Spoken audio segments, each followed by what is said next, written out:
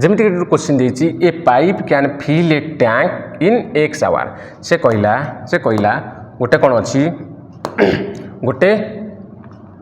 pipe अच्छे जो pipe को मुझे ए नेली सी कौन करे गोटे टांकी को एक्स आवर रे फिल करे ठीक अच्छे and another pipe can empty in Y hour आउ गोटे टैंक कौन करुच्ची ना मुझे टैंक नुहे आउ गोटे टैप कौन करुच्ची टैप बा पाइप जहाँ कह टैप बा पाइप जहाँ को आउ गोटे पाइप कौन करुच्ची मु आउ गोटे पाइप को नौची बी ए बी कौन करुच्ची वाई आवर रे एम्प्टी करुच्ची वाई आवर रे एम्प्टी ये कौन कला फिलअप कला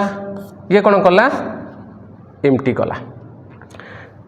if both the pipe are open जदि दीटाक पाइप ओपन करा जाए ये कहला ना if both the pipe are open जदि दीटाक पाइप ओपन करा जाए in how many hour will that the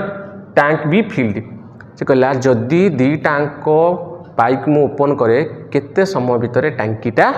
fill up हो ठीक अच्छे ये दी जनकर एलसीएम बाहर कर जोटा कि टांकीर कैपेसिटी केते ना एक्स वाई है